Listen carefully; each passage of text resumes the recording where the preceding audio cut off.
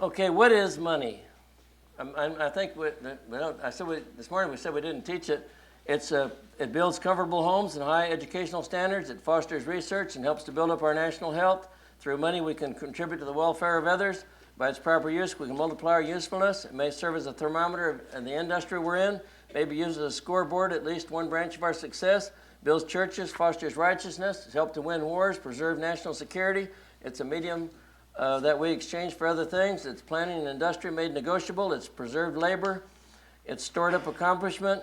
It's food, clothing, education. It's comfort, peace of mind for the elderly.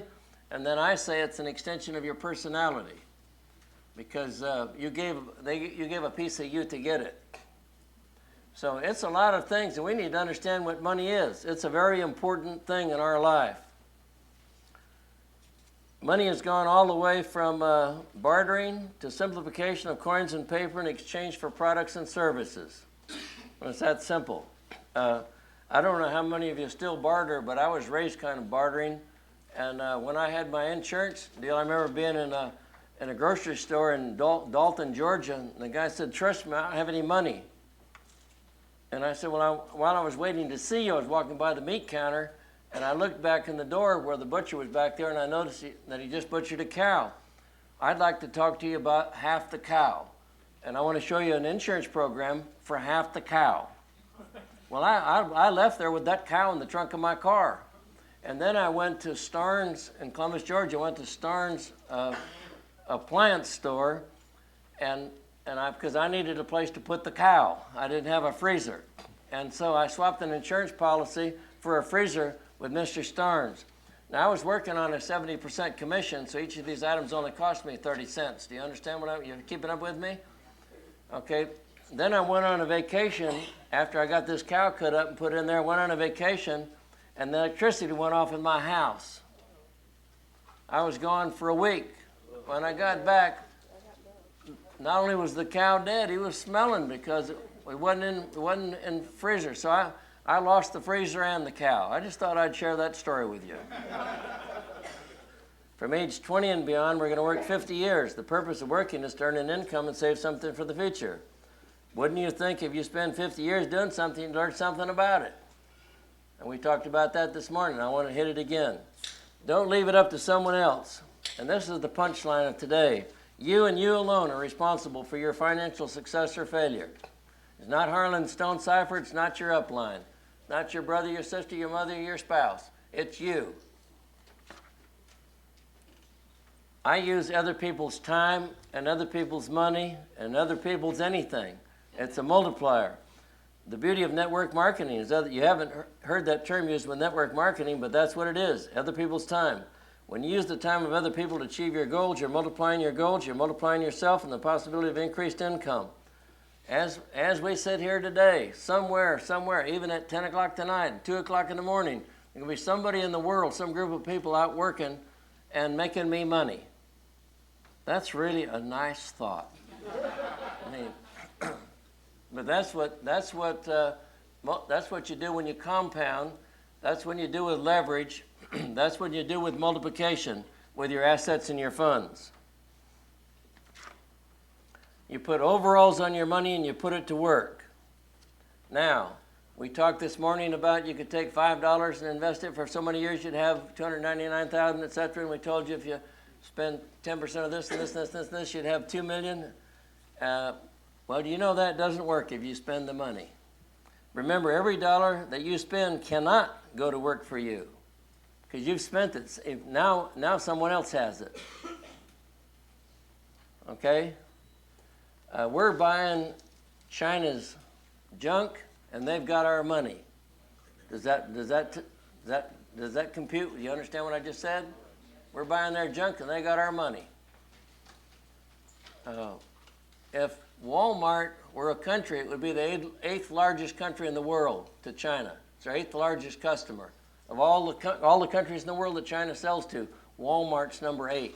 I was also talking with, we had an individual from the Gallup poll, and we had a room this size, and there's question and answer. Nobody asked any question, but I asked a lot of questions. Well, here's one of the questions I asked.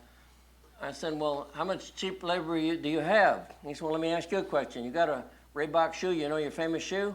How much labor do you think that would cost to make that shoe?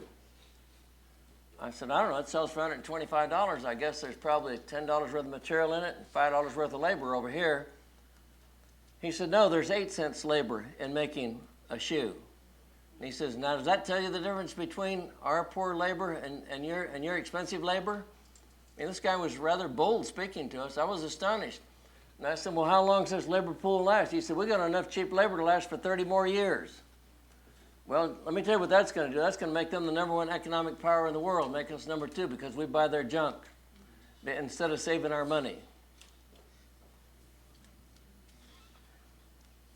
All right, this is something I just wrote the other night because I like to write stuff, and I guess it's, I used to drive my wife crazy because I wake up with a flashlight at night and write something down, wake up and write something down. But I've got a great defense for it because the main course that I wrote, The Dynamics of Personal Motivation, and you were talking, Dr. Rice, you were asking me about that at noon today, which was the first one I wrote, and it sold, you know, over $500 million worth, and I'd made $100 million out of it. Well, I got that idea at 2 o'clock in the morning for that program, wrote out the main outline of it, took me about 4 hours, I lost some sleep. Now, I think our Creator gives us a reel in our mind and it gives us all this creativity if we would just stop and write it down. We don't write it down because we don't think we're worthy. We don't write it down because we don't think we have the intelligence to do it. We don't write it down because we don't think we have the ability to do it. We don't have the contacts. We don't have the money, so we never write these things down. I write them all down, and ones I don't use, if I find out you need them, I put the idea in a gift box, and half the presents I give people are ideas I put in a box and send to them. And I can tell stories for probably 7 straight days, 24 hours a day, of ideas I've given people in a box that they've activated and built great businesses. I mean, it's amazing. So the ideas flow to everybody. They don't just flow to me. Anyway, here's the deal about investments. And I don't want to step on anybody's toes here, but if it has wheels on it, if you buy some of the wheels on it, it rolls. I guarantee you 100% of the time it's going to go down in value. All right, second, if it's got wings on it, if you buy something wings on it and it'll fly, there's a 50 to 70% chance it'll go up in value. The first Learjet I bought 25 years ago, I guess it was about 25 years ago, I heard about it and I couldn't believe it was for sale that cheap. It was a doctor in California that bought it and he never had used it much. And this is a situation of being a sophisticated buyer and buying from an unsophisticated seller. Did you hear what I just said? All right, so I told my son, I said, wire him $25,000, catch the next airplane because before somebody else calls him.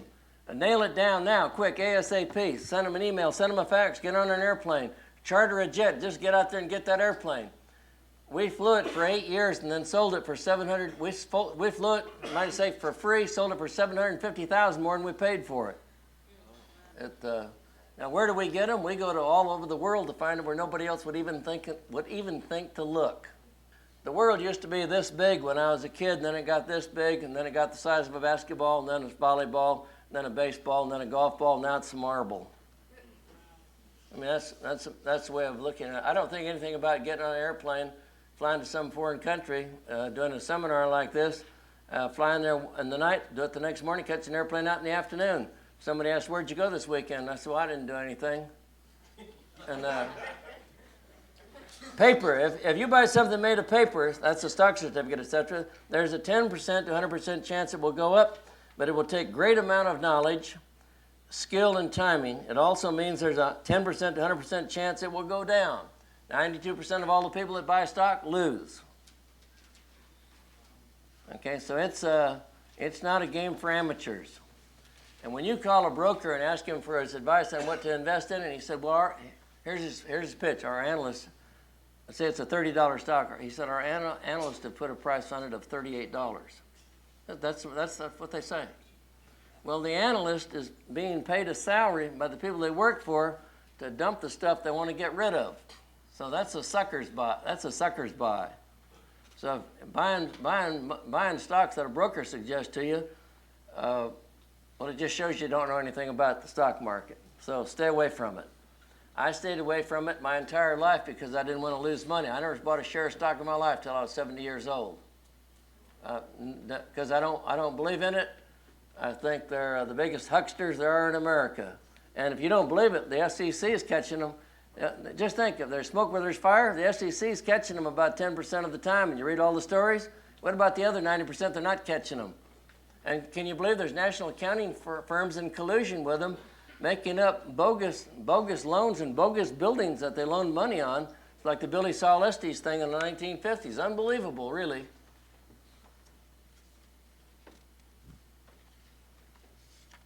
Now, do I buy stock? I buy prepaid legal stock. Yeah. Why? I know something about the company. And before I bought any, though, I went and started at the back door of the building. I don't know if anybody knows this. And met the shipping clerk, and then went in all the way through the whole building before I ever met the officers. Met over 50% of the employees and asked them, where are you from? What do you do? How'd you get this job? How long have you been here? What do you think of the company? On a number from 1 to so-and-so, what would you say about them, et cetera, et cetera, et cetera. I found out there's a bunch of the finest people I ever met in my whole life. They're country people who went there to get a job. And and that's the same way all the way up to the chairman of the board. They got almost $50 million in the bank. They owe little or nothing money. They just built a $30 million building. It's one of the fastest growing companies in the New York Stock Exchange. And if you bought stock 5 years ago, you now own 35% more of the company you did then, because there was 24 million shares. Now they only got 15,500,000 shares, and they're buying more back. I have been advised by family members, okay, by attorneys, by CPAs, by business people, not to buy it, or when it went up, to sell it. So I've arrived at that point in my life that I take counsel with myself, because I committed the profit that I make in prepaid legal to our foundation. So I've got God as my partner, so I ask his advice. And if I sleep good at night and I feel good about it, I'm going to keep buying prepaid legal. Now I'm hoping as I keep buying, people will keep selling. And you know, one day our family will own more than we own now, probably tomorrow. If it's made of cloth, you need to ask how long will it last and how much could you get for it in a garage sale. I thought that was kind of neat. Less than 5% of its value, it's going to go down 90 to 100%. You can count on it. All right, if it's made of concrete, if you buy something that has a concrete foundation, there's a 75% chance it'll go up in the short term, 100% chance it'll go up in the long term. Now, we've got a couple of things I want to show you here, and I've got to separate them here for me, but you're going to see them in two different charts up there. I'll just separate mine out here. But I made two lists. The attitude that most of us were raised with was gamble in the stock market, and I say it's investing in the future. Speculate in real estate, well, it's taking advantage of owning real estate. Betting on a sure deal or profiting from opportunities, or running the risk of going into business for yourself or benefiting from personal business ownership. I'm just saying I can take any sentence you got and turn it around to a positive or a negative. And that has to do with people's self-image, their attitude, their experience. And there never will be enough due diligence. There never will be enough study. There never will be enough research. There never will be enough knowledge for you to make the right decision with your investments. So you can absolutely put that in your pipe and smoke it. That's an absolute fact. No one has all of the answers. Somebody asked me a while ago how long I thought the real estate would go up. I don't have the foggiest idea. You read stuff in USA Today, you read it in the business publications, you see it on US. But let's see, I've got here somewhere. Yeah, I just took this out of the paper 2 days ago. In the US, the average house has gone up 49% in the last 5 years. However, in California, it's gone up 102%, District of Columbia, 112%, Florida, 75%, Texas, Texas is second from the bottom. It's gone up 24% in the last 5 years. So to stand up here and tell you about what's good or who knows? It's like Ron said, he didn't know what your back situation is. The same with investing in real estate. There's been more money made in real estate than in any other thing. That's including all the .com companies, the few hotshot ones you hear about are people like Bill Gates and so on and so on. But all in all, there's been more money in the last 100 years made in real estate than any other thing. So I believe in the real estate. And I've been buying and selling real estate for 50 years, and I'll still do it. I'm now getting ready to set up a partnership with 2 of my grandsons, and I'm going to start showing them how to buy rent houses, where they'll pay down on the rent house. And we have a simple formula. If you can rent a rent house for $1,000 a month, and we buy it and finance it, our payment can't be more than $500. So you got to rent it for twice what your payments are, because you're going to have taxes, maintenance, and as sure as God made little green apples, something in the house is going to break right when you didn't think it was going to break, and you're going to have to fix it. So all the money above the rent, we put it in a reserve. We put it in a reserve to pay taxes. We put it in a reserve for putting a new roof on. We put it in a reserve here and there. And then if somebody comes along and wants to buy something real bad, and we've paid, say, 20% down, and in a year's time they want to give us 20% more than we paid for it, we just made 100% return on our cash on cash, or the amount of money we had invested in it. And do you understand that, or do you have any question about that part of it? Okay, well that's what you call leverage. But there's dumb leverage, and there's intelligent leverage. So intelligent means location, location, location, location. Okay, this is a favorite of mine. A coward dies 1,000 times, a brave person only once. So you have to have the guts to go forward on these things. You can only think about it so long, or you suffer from the paralysis of analysis. You got to step out. I know an individual in Waco that helped get started doing buying some rent houses, and because he's cautious, back when the market was a little lower, he's only got a few. And if he'd have just bought some of the ones I suggested to him, he could have 20, have 3 times more than he's got, and have 10 times more net worth. But he's a very cautious person. The problem is he's taking advice from the wrong people. You have to take calculated risks. Growth always involves risks. Risk-taking can be wild, unrestrained, or foolish. Or it can be deliberate, controlled, courageous, and calculated. Now, what's the difference in those? The difference is how much information you get, how much you know about it, and location, location, location. Then the PSIC formula. You have to plan. That means setting goals we're talking about. Then you have to save. All this is time you're out and a wasted conversation up here if you don't save. Then you have to invest, and then you have to compound. Now, I have an investment principle that I use, and it's scriptural. Matthew 7:7, ask and it shall be given to you, seek and you'll find, knock and it'll be open to you. What does that mean? That means I go out and ask people. I'll give you an example. I was riding a bicycle with our attorney. So we came to a building, and I said, well, let's walk around this building. The owner came out and said, what are you doing? I said, I'm looking at your building. Ask, is it for sale? Why? Seek, knock. I said, I'd be interested in buying it.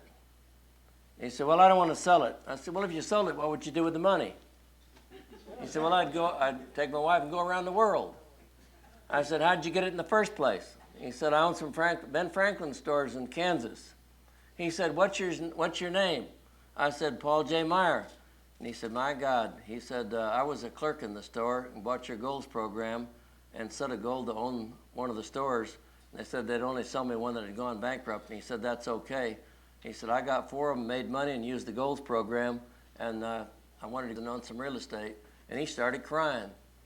And so he sold me the building, and I said, well, what would you do with the money? You'd go around the world. If I buy it from write you a check nowadays, what are you going to do with the money? You're going to put it in the bank. How much are they going to give you? 6%. I said, well, I'll give you 8% for the money.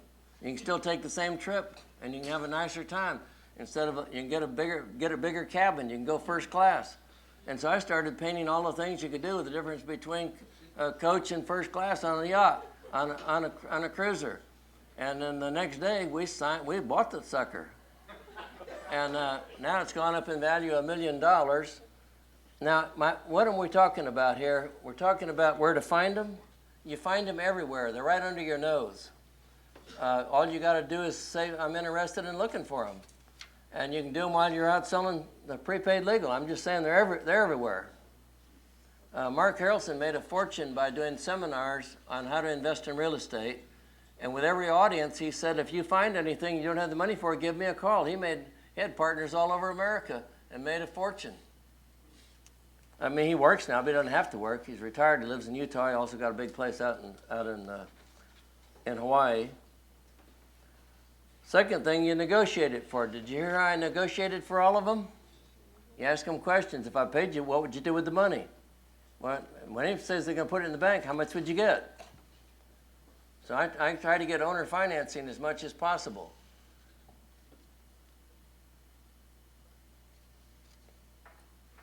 Okay, what does it mean, tie it up? Okay, tie it up means subject to. I'm going to buy it, subject to. So write that word down, subject to. And that's because you say, well, I don't have the money to do it right now or anything. I don't know if I can get the financing. So you buy it subject to getting financing, subject to getting an inspection, subject, just make up 15 subject tos. Okay? Which gives you, each subject to gives you about 2 more days. And then if you close it, try to see if you can close it 90 days from now. They're going to holler like a stuck hog, but you don't care. Then let them talk you back down to 60 days. You got 60 days to do this thing. Who's a motivated seller? This is just a rough list. The death of a spouse, that's a motivated seller. Divorce, relocation, getting older, selling. Now, those first 4, okay, are just buying from individuals. 5 on down, these are maybe other sellers just like yourself, investors. Sellers want new challenges. Sellers uninformed. That's like the apartment house I told you about in Austin. The seller has a fear of the future. Sellers, and I love these books when they say that there's going to be a bust. It's always a way for me to get rich because then I love to buy from somebody scared. Sellers tired of managing the property, problems with tenants, physical problems with the building, the plant and the equipment, market for the product seems to be dropping. I love all those. Those are all chances to make money. Any questions about any of those? What I'm doing is talking to you about what you can do with the income that you make in prepaid legal, okay, and the part that you're saving. This whole thing's worthless if you don't, again, I'll give you my formula. I don't know what your religion is, whatever. I'm just saying for me, I got to give my church 10%, okay, and then I actually give away a whole lot more than that, but I advise people give 10% there, and then save 10%.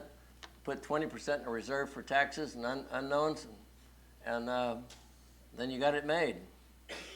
And Frank Acoin wanted me to remind you when I was doing this session that we really don't get all of the money that we think we get because he was adding up all the taxes you pay on everything, taxes on clothes and taxes on cars and taxes on, and then you add your income tax to that and all the other taxes comes to about 50%.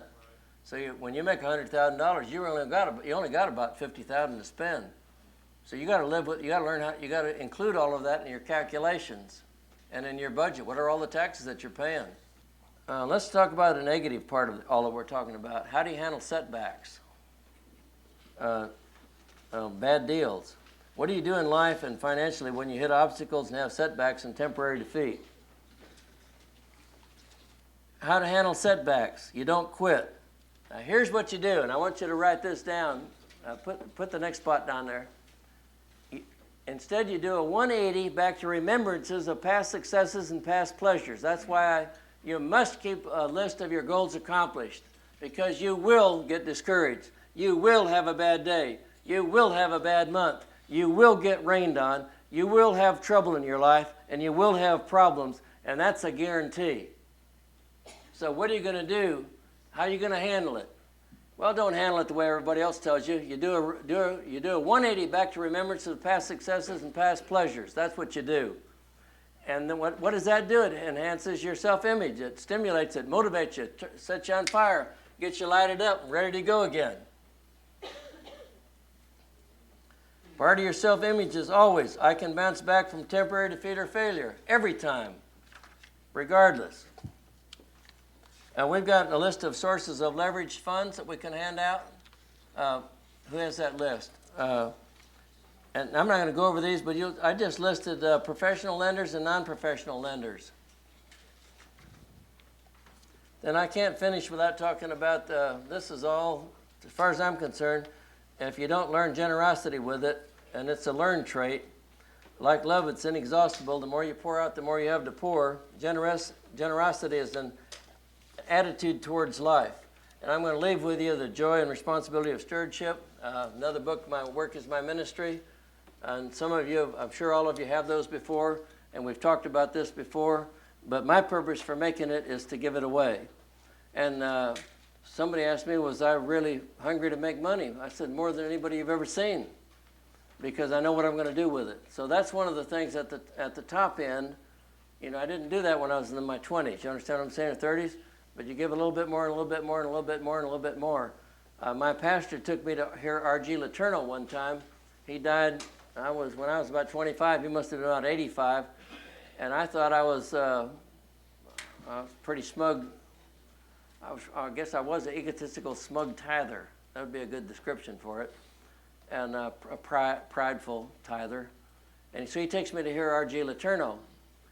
And R.G. Letourneau is over there on the mic, and he said, don't we have just an unbelievable God, that he's been so gracious and so good to us.